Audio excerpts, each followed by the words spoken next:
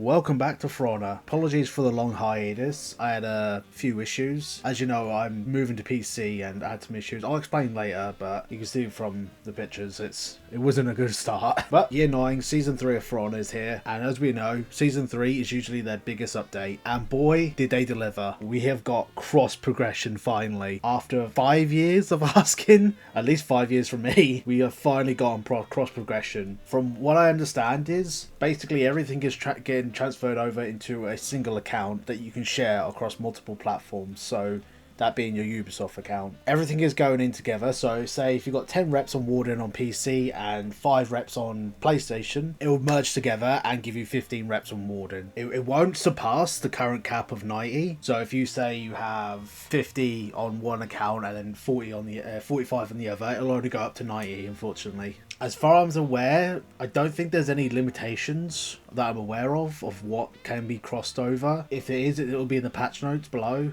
so I'll go over that if I find anything. But yeah, cross progression's here. I'm so happy. And it makes me excited to see what they're cooking up for Year 10, because I thought, because they didn't announce it at the beginning of the year, I thought they were going to save it for the next year. But because they're doing it now, it makes me think that For Honor might be getting the 2.0 treatment Siege got in Year 10. But hey, that's for another day. Moving on, Conqueror has got a roll catcher. It is janky as shit. It looks awful like Lord Boys, but he's finally got a roll catcher. This means that every hero now has a form of roll catcher in some capacity, so that's good. Hopefully they can go back and change him up a bit, because again, he's not in the best state in my opinion. He definitely use some work. Furthermore, Nobussi has a hero skin finally. A lot of mixed reactions from this. I think some people were a bit disappointed with how basic it kind of looks compared to a normal armor sets, but you know me, I always pick them up because for 25,000 steel it's a bargain really, and it gives you some more fashion to play around with. Going over the patch notes real quick, Aramusha got some changes.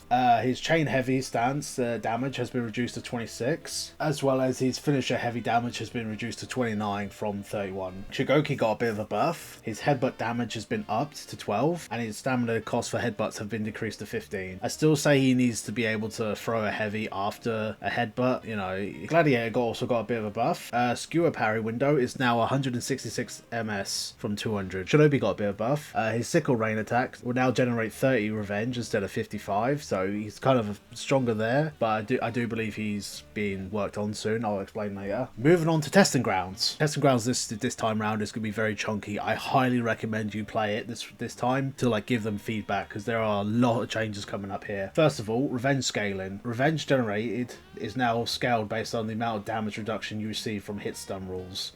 From what I understand, it used to work with, I believe, damage or something. I think what this basically means is if you get hit stunned, where sometimes you get hit stunned where you get too many attacks coming in at once, and it greatly reduces that damage. From my understanding is the revenge for a full damage attack on what will be a hit stun attack goes through as revenge rather than hit stun revenge. So basically you're gaining more revenge off a hit stun rule. I don't know. We'll see what it plays like in the testing grounds, which I think is the following week. Moving on to that, the other changes are Berserker.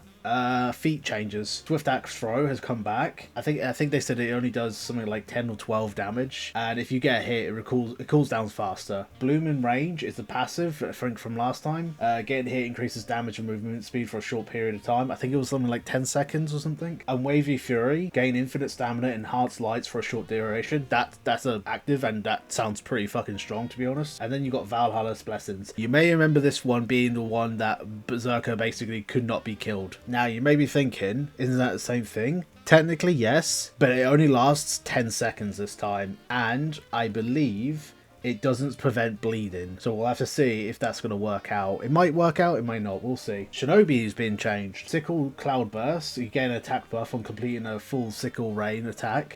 Refined Nukubi. Gain stamina on successful hits. This is basically a buff version of his already existing feat. However, this will replace Shooting Stars. Shooting Stars will be replaced if this goes through on the live build. So if this feedback on Shinobi is good, shooting stars is gone. So fucking play the game, give them the feedback, tell them to get rid of shooting stars because that shit should not be in the game at this point. Yama Yuba, also another passive, gain health on successful attacks. I think this is similar to his tier 4 feat where he gets health back, but I think this is a little bit stronger. And then Crucial Helix, you get 2 waves of shurikens that deal damage in a 360 area. From what it's not like the shotgun of the shooting stars, it's more like a 360 like zone clear basically. From what they sounds like, it sounds like it's going to be really, really good in team fighting positions where you're all super close together, or if you're in mid lane and you just want to clear it out as quickly as possible, you throw that, it clears it out, and you move on. To be honest, Shinobi's changes do look really promising. I really hope they're as good as they sound. Peacekeeper has also been changed. Yeah, basically there's going to be a lot of feat reworks, but they're good feat reworks. Crossbow wound. Fires a crossbow that deals direct bleed damage. I think the bleed damage is... I think it was something small like 5 or 10, but the initial damage is 1. So you do 1 damage of initial, and then you get bleed damage for like 5 or 10 damage. So it's not overpowered, and I think the cooldown has been slightly increased from the last testing grounds she had it on. Bleed armor is a passive. After a hit on a bleeding target, you gain defense buff for a short period of time. I imagine that's works similar to other defense buffs in this game, which usually lasts around 20 seconds. Sanguini Separation, attacks apply bleed. So basically, I think that means all her normal attacks will bleed. You don't have to do a follow-up for the bleed. But it also has but it also has a passive within it, which if you hit a bleeding target, this feat comes back. This feat cools down much quicker. So an interesting choice. And then you got Induced Fear, which is a passive. Nearby enemies receive a defense debuff. I believe this is going to work similar to Katan's 4 feet of her debuff. I think in the previous testing grounds it was on permanently once you unlock it, but I think in this one there's going to be a slight cooldown for it, but we'll have to wait and see to get the full picture when the testing ground goes live. And of course you got Centurion.